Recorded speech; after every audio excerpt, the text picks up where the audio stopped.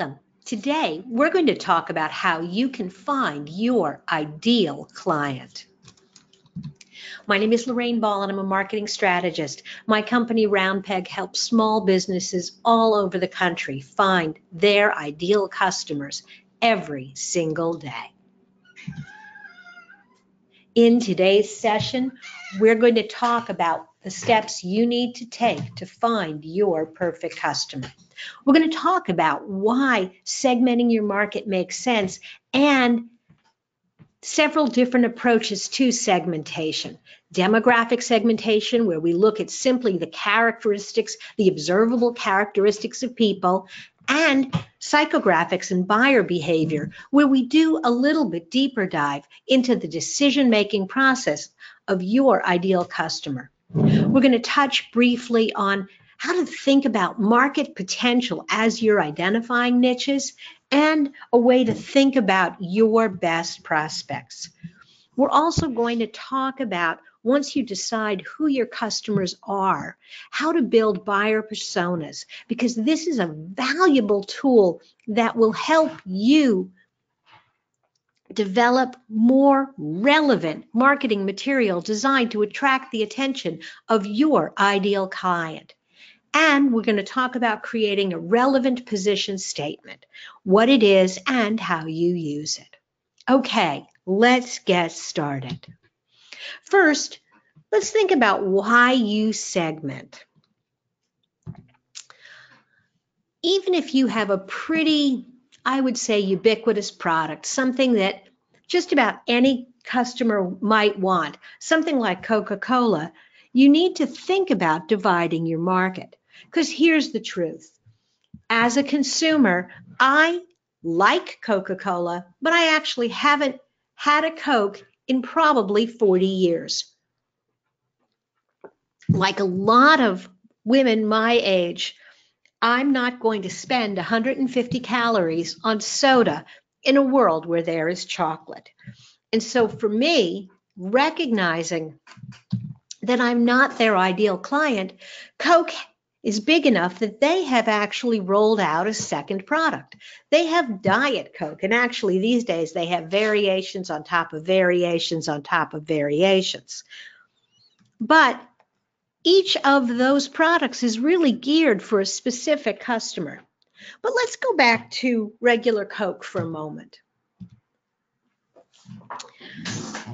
Coca-Cola knows I'm not their target customer, and so they are not going to spend any money to get my attention.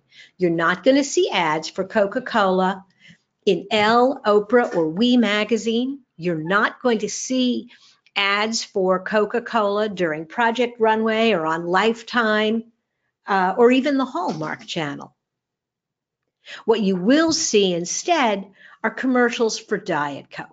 And so even a company as big as Coke knows that you don't waste money trying to talk to everybody, that you narrow your focus and you put the right messages in front of the right customers.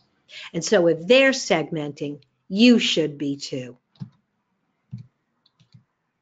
All right, so let's talk about demographics.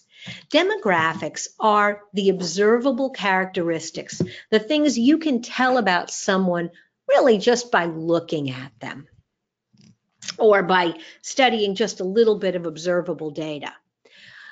When you're thinking about consumers, you might think about characteristics like age or gender, income or the kind of job that they have, lifestyle, the things they do for fun. You might also think about geographic areas. And as you're defining your segments, think about the benefits that they're looking for and why they would be interested in a product like yours. So let's take an example of what I think is probably one of the most highly segmented markets because of companies like Procter & Gamble, who are just absolute marketing experts.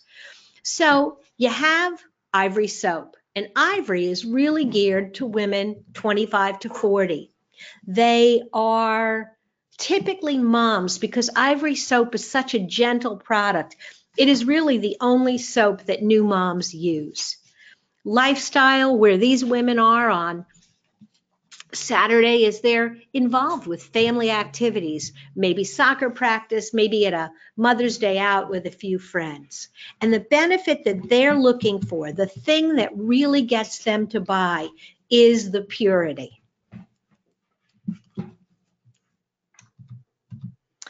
Contrast that to a slightly older customer, a woman 35 to 60, who is probably at a place where her children have gotten a little bit older and she's starting to reclaim a little bit of time for herself.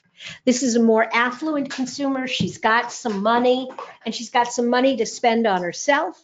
And so she's likely to be spending Saturday afternoons shopping or having lunch with friends. And what is she looking for in a soap? It's not purity. It's actually moisture or youth in a bottle. She's looking for a soap product that will be gentle on her skin, that will make her look younger, that will add moisture back into her skin.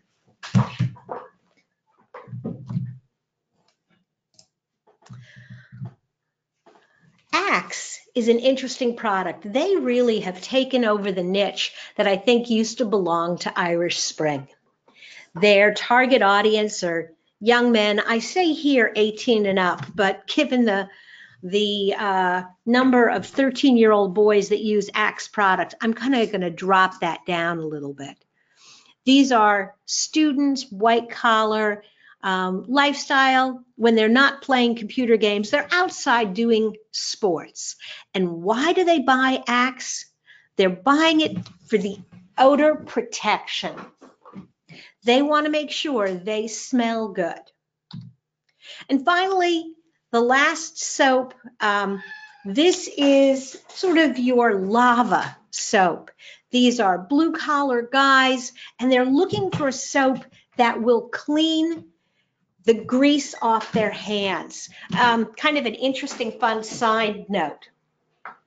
WD-40 is a very well-known product. Anybody who works in their garage, on cars, even around your house, probably has a container of WD-40. It's a wonderful lubricant, but it also stains your hands.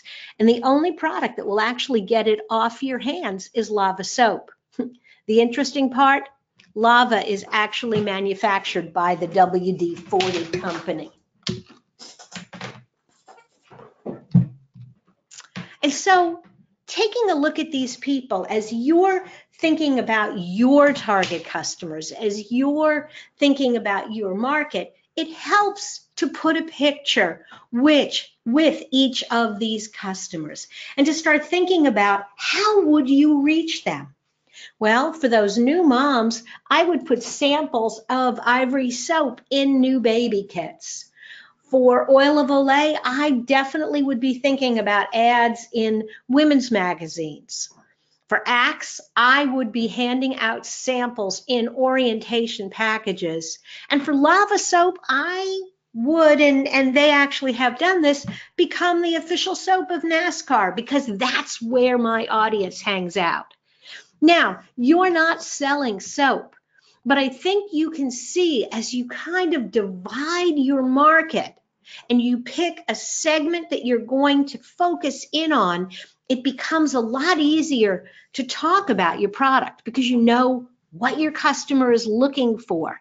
It's easier to figure out where to promote your product because you understand where your customer is hanging out.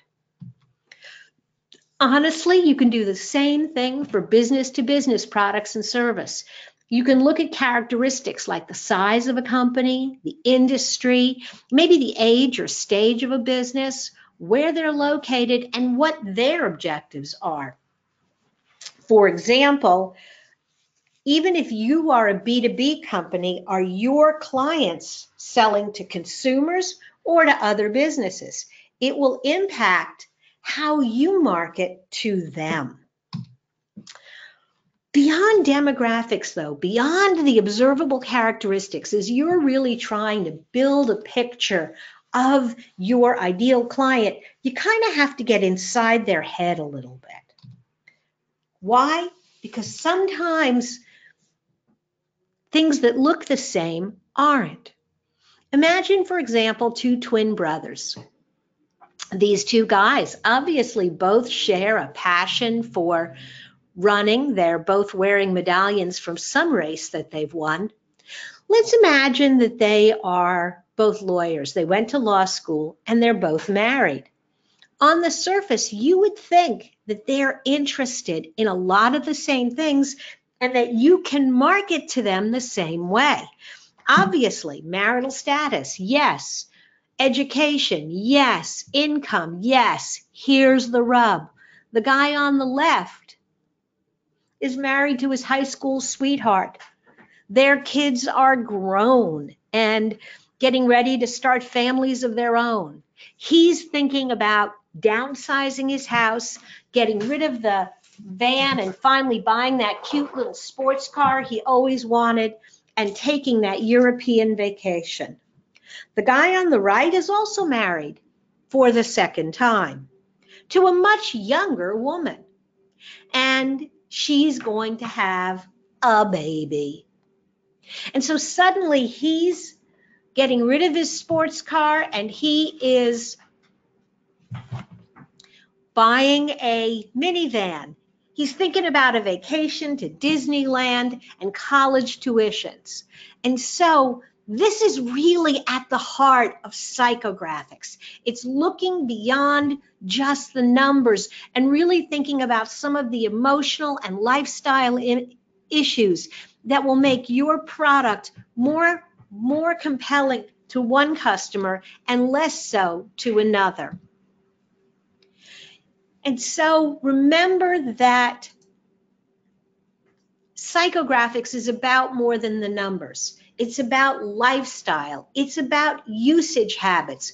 When do they use your product? Where do they use your product?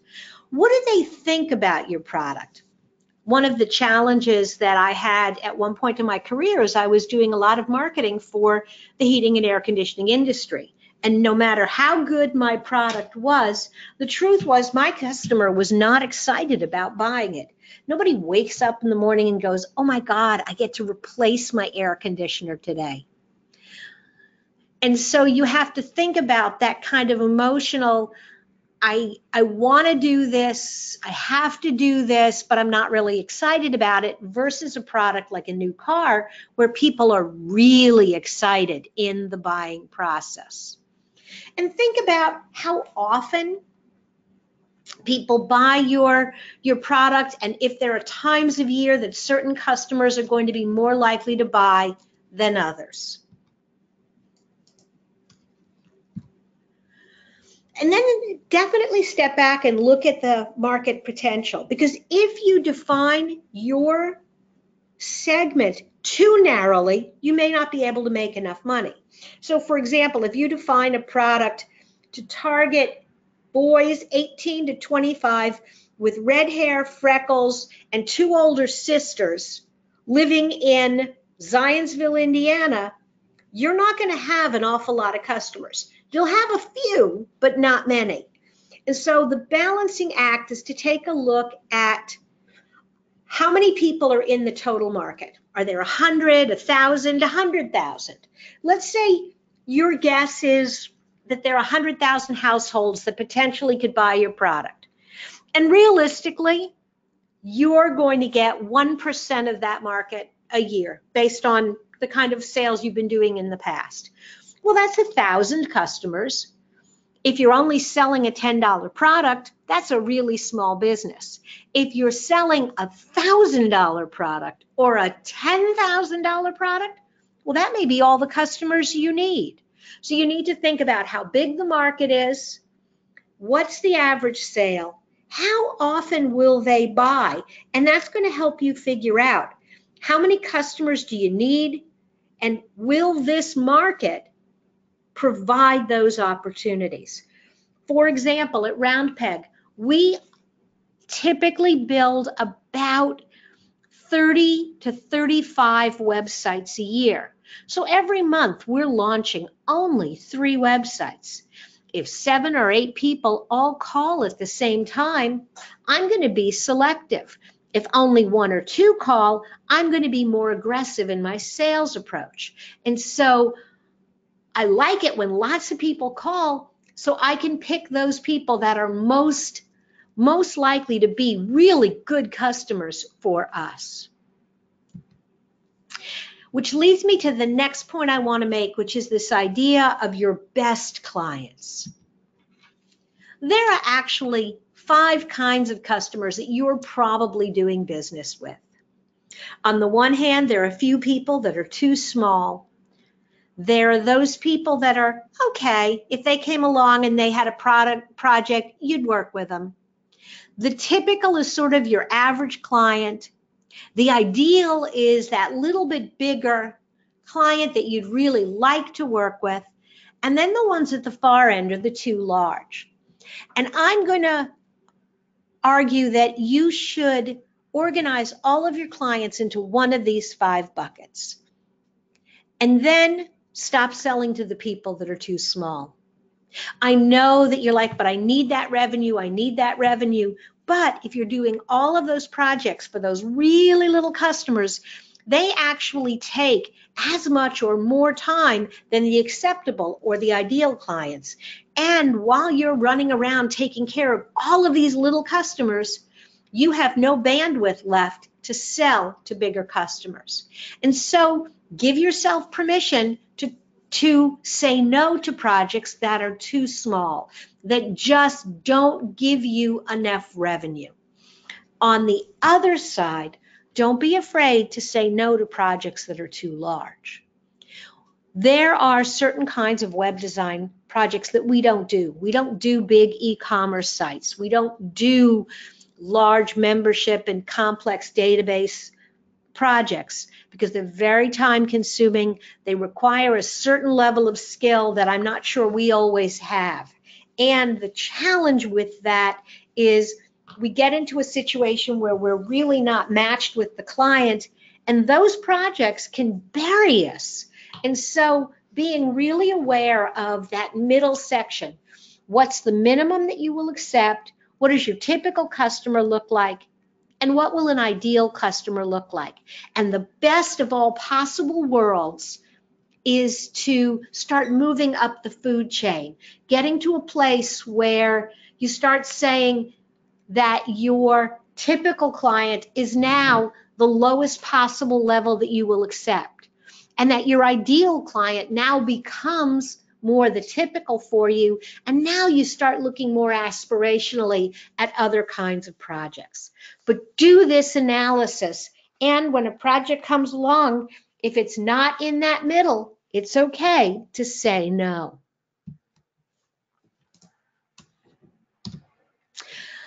Once you have defined who your target customer is and you've figured out where you want to focus, putting a face to that customer is an incredibly powerful marketing tool. The process is called building a persona, and these are a couple examples. You actually want to try to give the person a name. Write down on paper who they are, where they live, what they do for a living. I love this one from Murano American because they even get quotes from real customers who fit this category to bring some life. I can give this persona to a marketing person and they know what social platforms to focus on.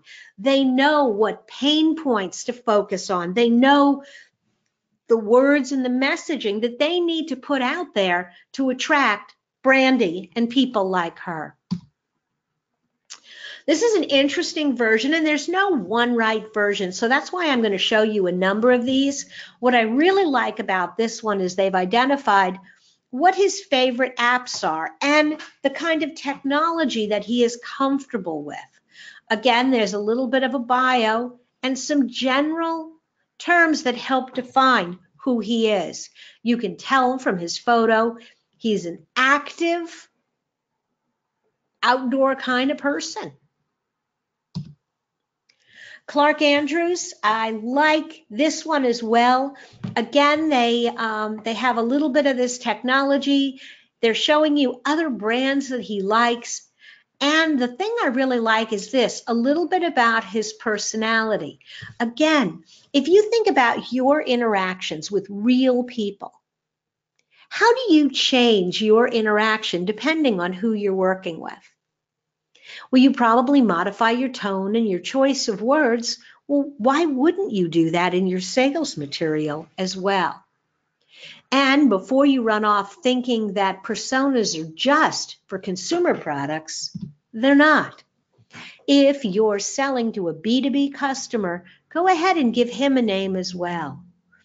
Talk about what his experience might be, what his job is, what kind of things are important to him, what industries he's in, what resources he has.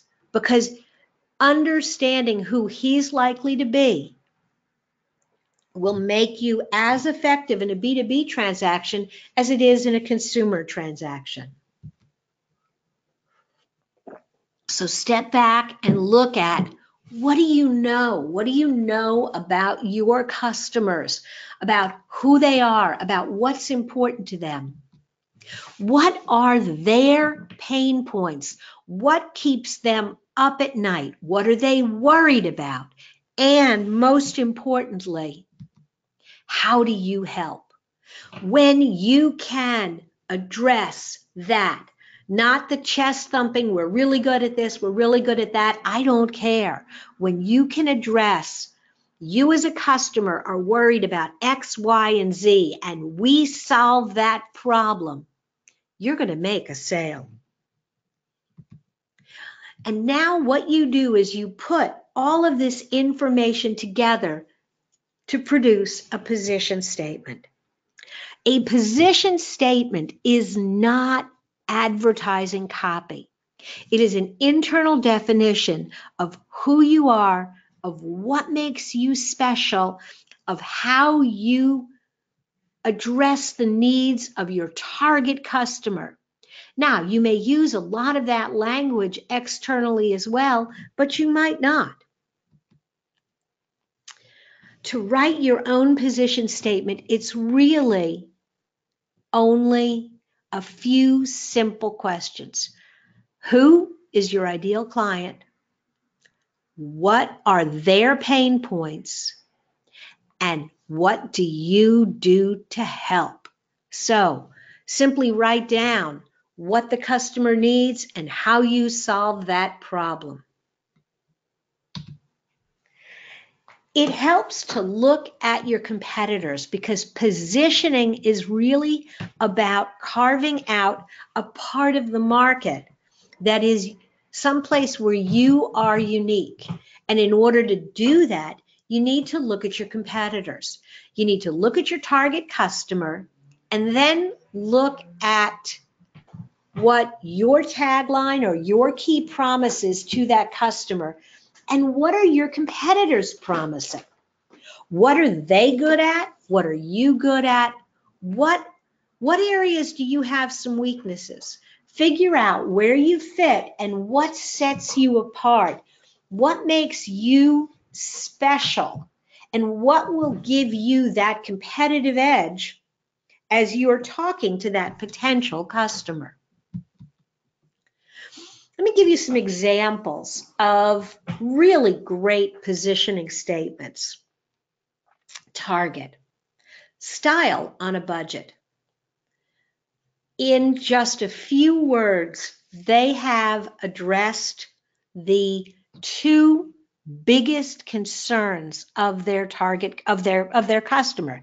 Number one, they don't want to spend a lot of money, but they want to look great and look cool and be hip. And they want their homes to look good and look cool and be hip. And so that promise of style on a budget is dead on for their customer. Volvo is a little bit more wordy, but they are pretty clear. For upscale American families, Volvo is the family automobile that offers maximum safety. So Volvo is not trying to be the hip young car. They are really pushing this safe, security, family vehicle. They make a pretty kick-ass SUV designed to carry soccer moms and their teams everywhere they go. And Home Depot, the hardware store or the hardware department store for do-it-yourselfers. So they have defined what they are. They are a department store, which implies that they have a little bit of everything. And they have defined that it is for do-it-yourselfers. So they are definitely saying, hey, if you're going to do this project, come to Home Depot. We have people who can help you. We have people who can explain and help you find what you need. If you're going to do this on your own, start your project at Home Depot. Okay, so now start thinking about your position statement. This is your homework coming out of this presentation. Who is your target customer? What do they want? What are they frustrated by? And how do you help them? What is your solution to their problem? And what makes you uniquely qualified to provide that solution? When you put the pieces together, when you have defined who your target customer is, and you start thinking in terms of a positioning statement, you are well on your way to hitting home with customers who are most likely to buy. If you have questions, please feel free to reach out to Lorraine at roundpeg.biz and look for other webinars from the team at Roundpeg.